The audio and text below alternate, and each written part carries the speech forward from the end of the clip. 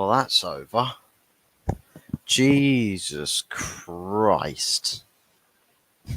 That is not a way that a United fan wants to enjoy football. That is not a way a United fan wants to enjoy football.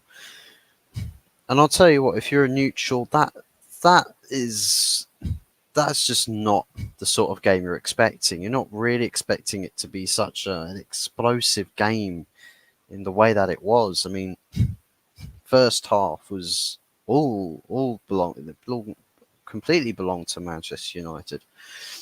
Second half comes around and it's all about what ways can United throw this result away, and numerous times do we let Wolves in and they take advantage of the situation.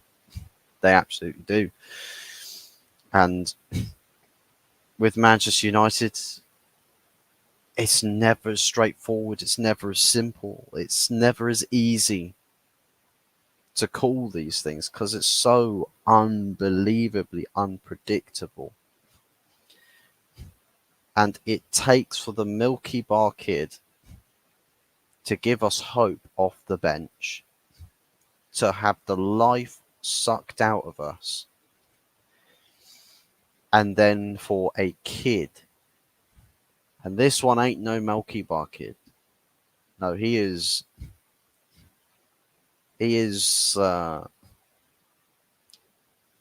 could we say generational talent? Could we say next big thing?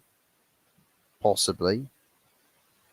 But for somebody in a prospect role to come up so big in the clutch moments of the game, I mean, probably the youngest player on the pitch at the time, potentially for both teams, and the most composed head in the moment. And I mean, I already give credit to Kobbie Mainoo. I already give credit to the kid. In possession, when he's under pressure, I mean, he was doing it most of the game tonight. Under pressure, space getting closed down, he's still just, he's keeping things calm and composed, and it's just, it honestly feels like, and I stick by what I said in pre-season about him. The guy looks like he's been playing this game for, in the first team for 5-10 years already, and he's only just started his first breakout season, and he's looked like he's been around the block. Unbelievable stuff from Kobbie Mainoo. And the fact is that he's coming up in the clutch moments of a game that we ultimately were that close to throwing away. And to be fair, giving Man United the benefit of the doubt, off of the back of the first half that we had and some chances in other areas of the game, that first half could have been 5-6-0 at half time. It was that kind of a game. And United were actually really good. We were actually really good in that first half. Control things. Wolves didn't look at the races. But that second half can't be ignored. It was literally every single time the door of opportunity for Wolves opened up. And Andre Onana, his first game back from AFCON, mate, you should have just stayed. You should have stayed out there. Even if Cameroon aren't in the competition anymore, stay out there, mate. So many problems and shaky moments from Andre Onana again. And it's just, I don't even really know what else there is to say for Andre Onana.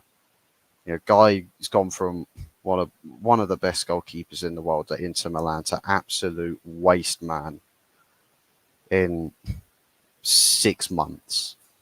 Like, it's absolute crazy scenes. That space is 6 months. I mean, Jesus Christ, he tried to play bloody Mortal Kombat again.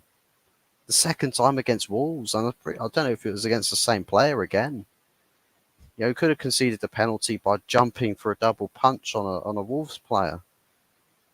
Thank God VAR didn't think, you know what, let's actually have a look at that and let's make a meal out of that.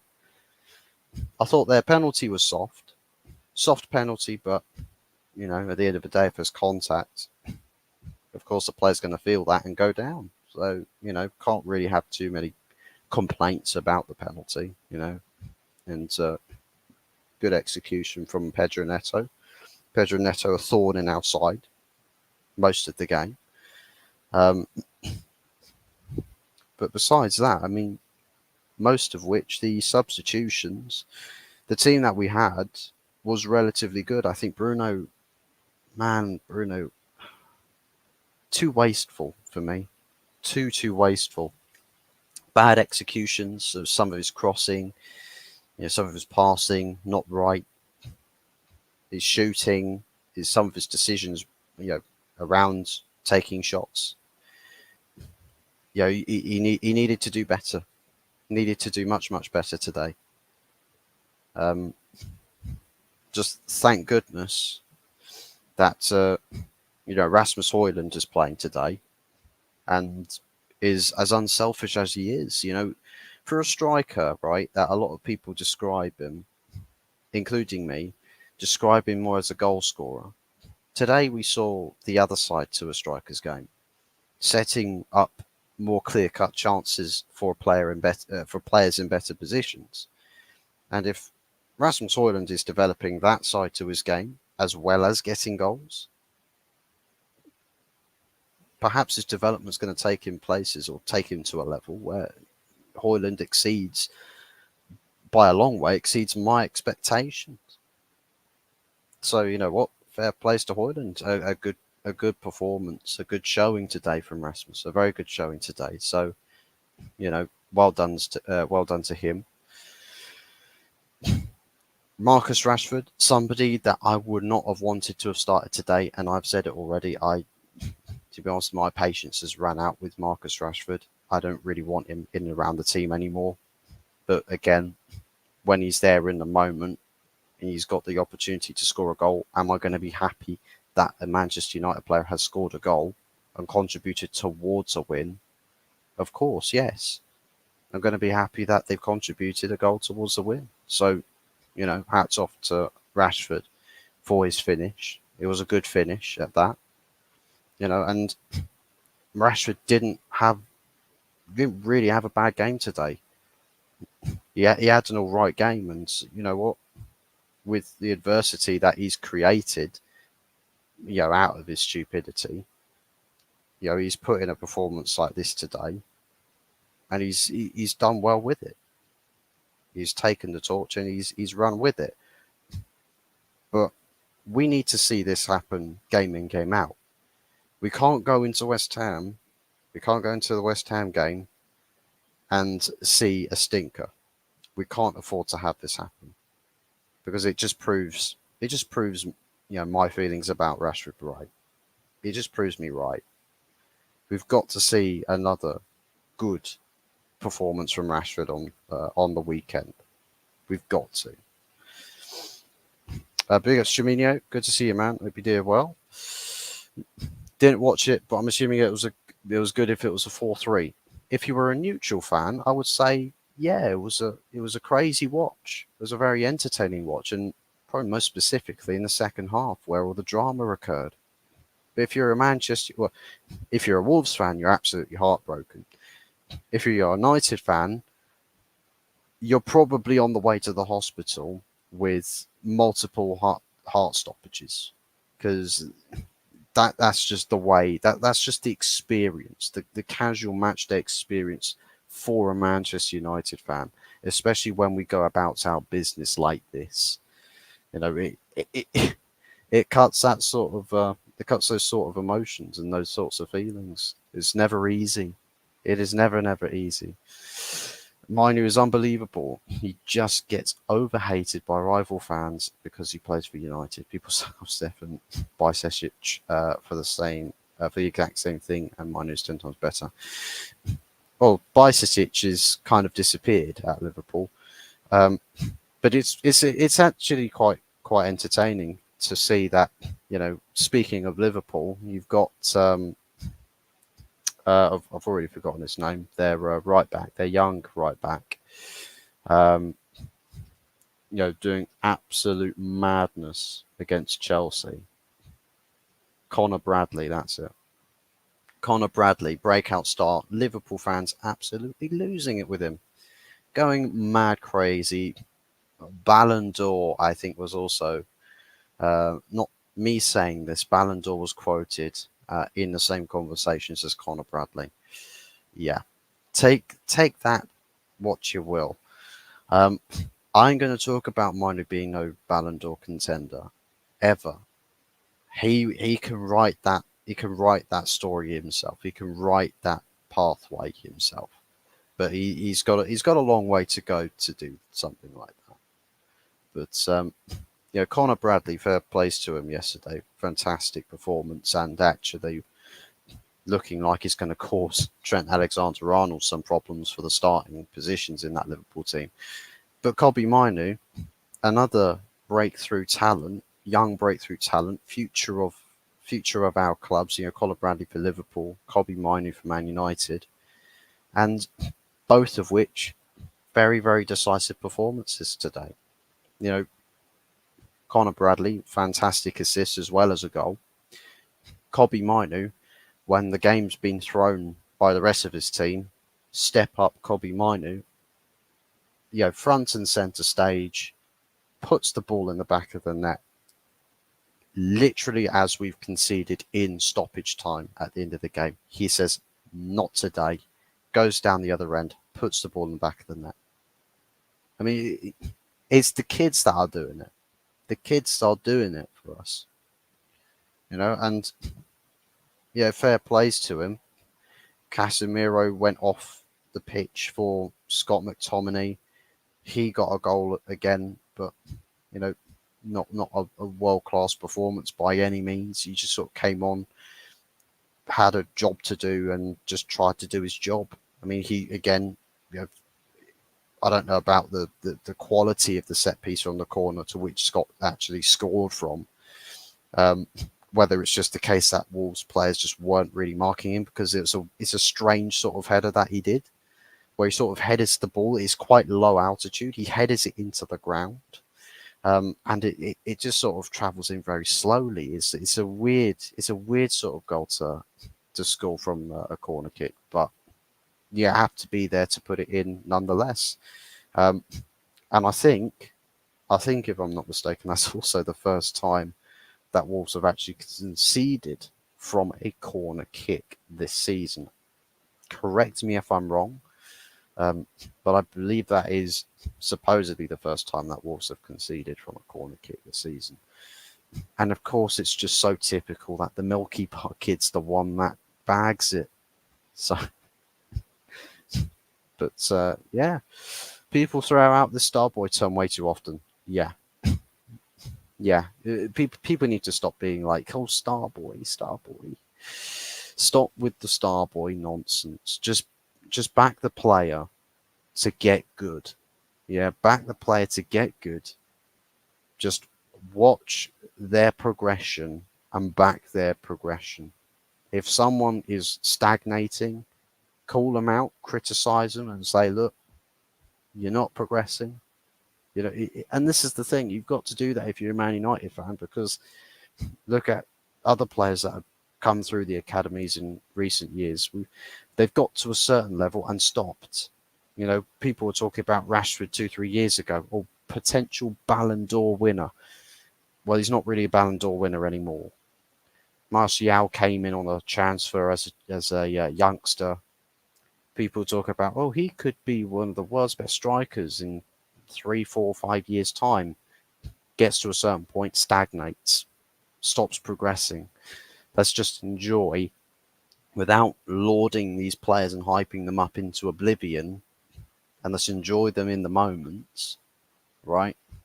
And let's not give ourselves headaches further down the line, because it's just like it makes us look quite foolish, if you will, a little bit foolish, where you go from rating a player, hyping him up, potential Ballon d'Or winner, world class guy, Then 5 years later, this guy is literally leaving the club on a free transfer after spending half the season injured, and putting in average 6 out of 10 performances, not really having impact. It makes us kind of look a bit stupid. So I think cooler heads, perhaps a bit more, level-headed assessments are definitely needed in this case. But in the moment for the game, let's put Kobbie Mainoo on the pedestal, because he was the difference maker today, and that cannot be understated. I mean, for a guy that started the game, a youngster who started the game, and he's coasted through that game. The little unsung hero. He's not in the spotlight from minute one right until the very last moment, and when he's given the opportunity to step up, all bets are off. All bets are off. The guy literally's got a clinical. He looks like he's got a clinical edge to him. If you're in that position, you've got literally it's do or die in that moment. How many players do you think are ballooning that ball into row Z?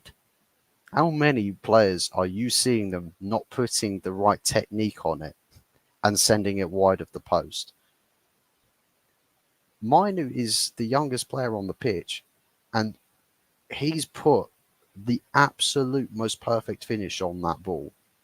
And there's no greater pressure in that game at any other point, at any other moment, at any other time.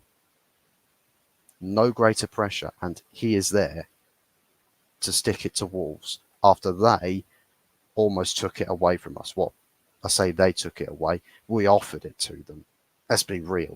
We offered the game to them, and they were that close to taking it. But Kobbie Mainoo, he's proper Red Devils, yeah. He's proper Mancunian. But mate, loving it, absolutely loving it. Pulse Play, big ups to you, man. The coach bringing defenders when you needed. The likes Diallo and Onana. My God, the guy looks like a blind hippo trying to fly. Mate, I don't even know what to say for Andre Onana anymore. Bayindir, the guy looks like he's got much more steadier hands for me. Much more steadier hands. And I would have much preferred to have seen Bayindir playing today as opposed to Andre Onana. And I think there are levels. There are absolutely levels. As for the substitutions, I think Erik ten Hag at the moment, I think he is feeling that pressure. And I think that's sort of skewering the decision making, as opposed to saying, well, actually, I'm going to stay on the front foot. He's just trying to secure the result more and more and more and more. But knowing United, we like to give things away. So you bring on an army of defenders if you so desire. We'll still find a way to give up the game. It is better, in my opinion, it's better to keep having attacking threat and replenishing that, with the chance that you get that, that counter attack, that breakaway goal. I mean, Kobbie Mainoo is a defensive player, and he was the one that scored the goal. I mean, that's not going to happen often at all. So you much rather prefer to put create more opportunities for attacking players to be in that position to put the ball in the back of the net, because you might get more chances. But on top of that, keep the ball further away from our goal and just hold on to the ball better, and a bit of maturity, perhaps we can say, a bit of maturity in the possession. Just hold on to that ball, be patient with it, look after it, don't give up, don't give away stupidly. And Anthony, I'm looking at you, Anthony. Literally was the reason we conceded that equalising goal at the very end of the game. That was him. Instead of playing keep ball, he decided, I'm going to start just driving the ball into a defender. I don't know what he was thinking. What the door is closed and you're thinking, I know, I'll be stubborn and knock on it. why are you going into defenders like that? Seriously, just chill out, control the ball. You've got the lead. Work a proper chance. That's the whole point of composure. That's the whole point of patience. Work the ball, probe the defense, and if Wolves get the ball, it's not a 2-on-2. It's not a 3-on-2. There's no advantages for Wolves because there's shape, there's formation in possession for United. But if you've got someone giving the ball away so easily, and not just that, but he's completely ruled himself out of the game as well because he's ran into a defender and he's just practically incapacitated himself. Like, Wolves are halfway down the pitch by the time Anthony gets back up onto his feet. And that's, for a guy that's one of the players that usually he tracks back and commits defensively. There's problems there. There's problems, and we can't ignore those problems. And Anthony, listen, for somebody that I'm running out of patience for, I'm sure there's a lot of other United fans that are running out of patience with Anthony. If that's a sign of things to come with Anthony, what? Amad Diallo, step up. Amad Diallo, in you come, son. In you come. Join the starting 11 because there's just no way that we can afford to have a winger in a clutch moment, a critical moment in the game, to come on from a set piece, a United set piece, to give away the ball so cheaply. We need people that are system players. Anthony, you're not cut out for this. You are not cut out for this. So you could also flip the script a bit and say, well, Ten Hag, you could have subbed on Amad Diallo, but you chose Anthony, and he very nearly lost you the win. He very nearly lost you. Well, he did. He did lose you the win until Kobbie Mainoo stepped up. So, big conversations will need to be had, and I'm sure Ineos will not be, they won't delude themselves when they look at that game and think, well, dramatic Manchester United, we won the game at the end of the day. We'll celebrate that. We'll take that, 3 points away from home as well. At the same time, they're going to look at that and say, well, how did it ever come to it being Kobbie Mainoo scoring in literally the last couple of minutes of stoppage time to win the game after being 3-1 up going into stoppage time, essentially? It's madness. It's absolute madness. Bradley looks quality, but as Liverpool fans overrate their players way more than any other fan base. Well, I mean, they're just hyped. Same, I suppose if you look at United's Twitter timelines, you'll see the same sort of hyping up for Kobbie Mainoo. It's just the way football fans are nowadays. If somebody who's younger player profile has a great game and is a big difference maker at the end of the day and secures 3 points for his team, you're going to look at that and say, wow, what world-class player. Unbelievable. Better than any player that this club's got to offer, that club's got to offer. Sit down, everybody else. We've got the next Lionel Messi. That's just football fans nowadays. And preferably younger fans. But those that are, sort of social media centric, you could say. But I think it's less stressful. It's kinder on the heart when you just sit back and just relax and enjoy things as they happen. McTominay has been too good for too long. Shut up, Jorginho. Shut it. Anthony is hopeless. One of the worst players in the league. And let's not speak about the off-field issue.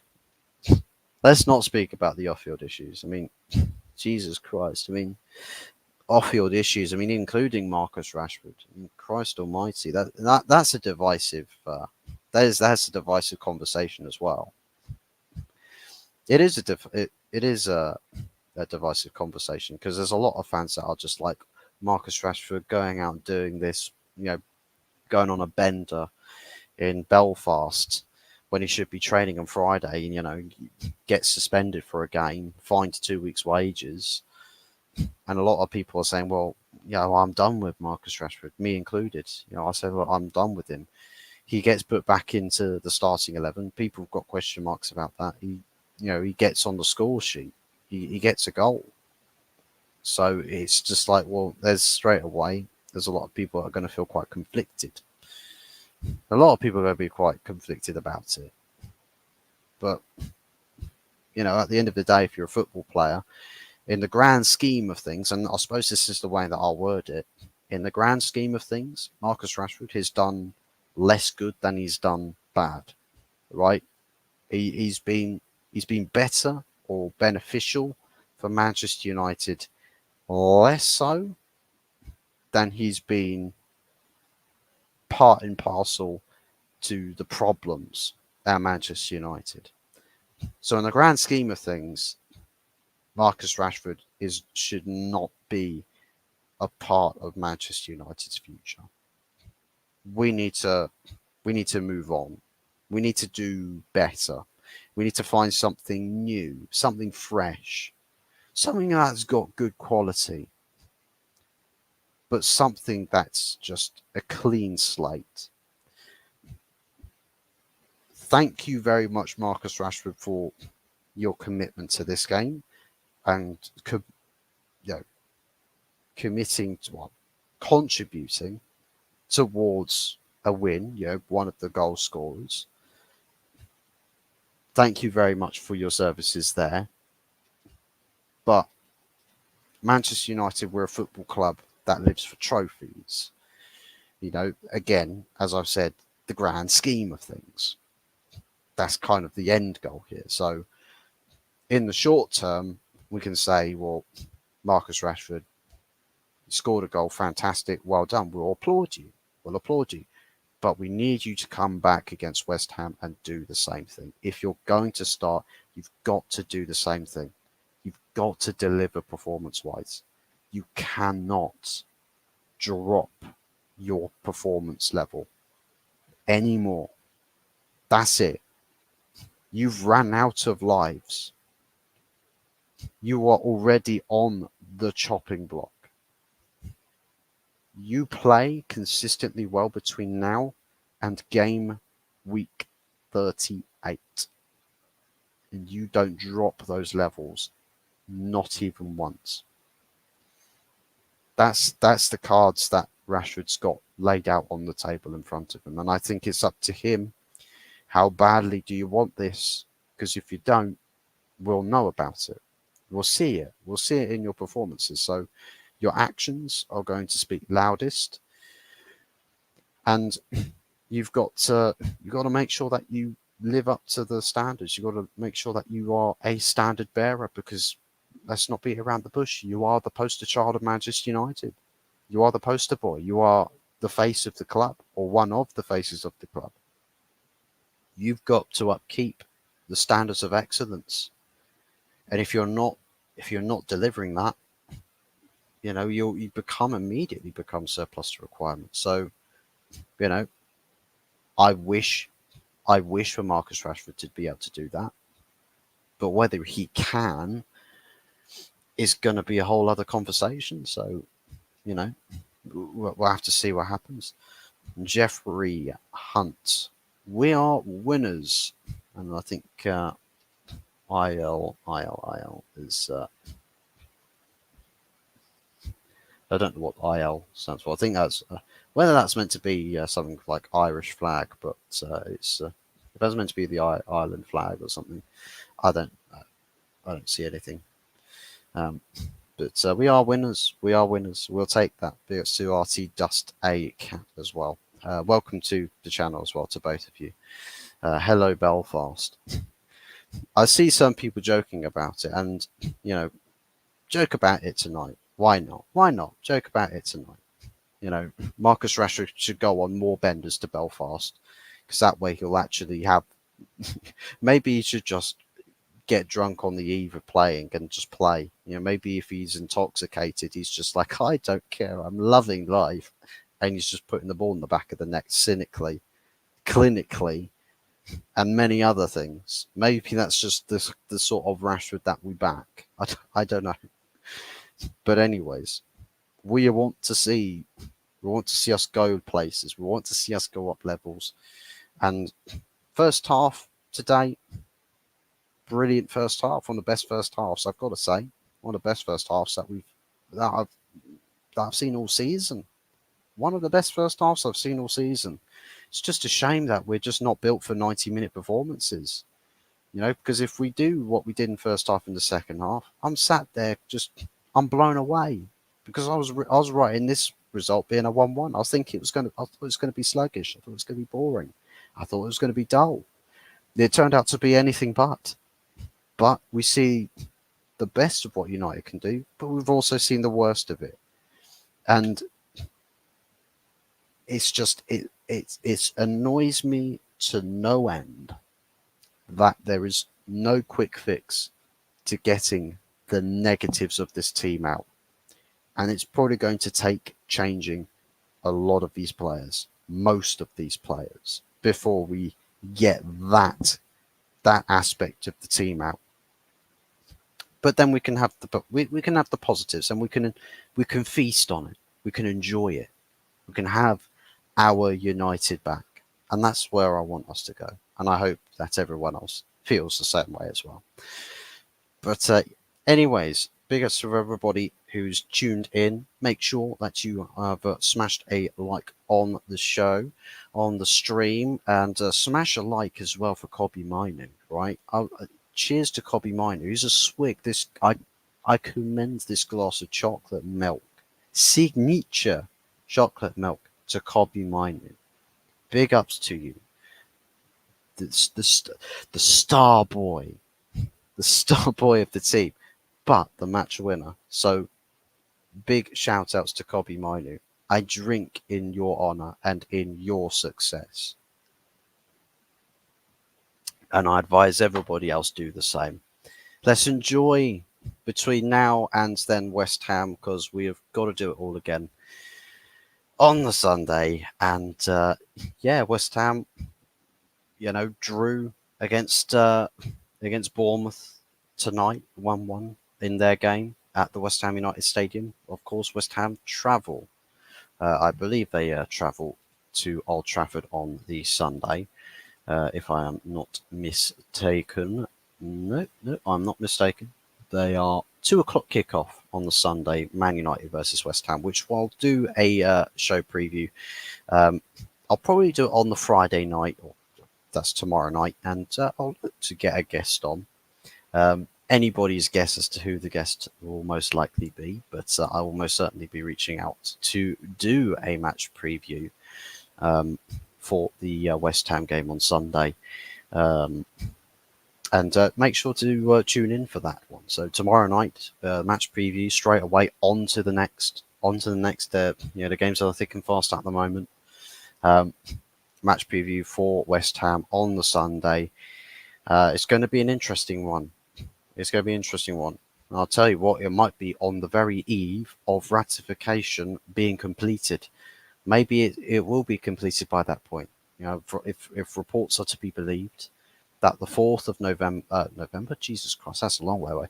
The 4th of February is the penned-in date to expect the ratification to be completed. Then we've got something else to be anticipating. You know, we play West Ham on the Sunday. Monday kicks off, ratification gets done, and life at Manchester United just explodes into life. So yeah, we're keeping our eyes and our ears firmly open, and it's going to be an exciting, I'd say, whether for good or for better or for worse, I think it's going to be an exciting next sort of week or two at Manchester United. And I hope everybody else is anticipating this, eagerly anticipating this. Um, but anyways, that wraps it up for me tonight. On this channel, at least, I'm sure everybody else enjoy going to soak in the reactions and the vibes from everybody else. Enjoy this result as much as it's caused a lot of heart attacks across the country. If you do support United, I'm sure the come down will feel a lot better, and you'll feel a lot more relaxed, and sleeping tonight will be a lot easier. So thank you ever so much to everybody who's watched the show. Make sure to like and subscribe if you haven't done so already. That'd be most appreciated, of course, if you're watching playback as well.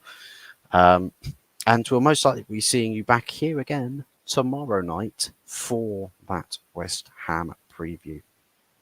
Another big game on the Sunday, and let's aim for 6 points out of 6 in the Premier League after our little a little bit of time off.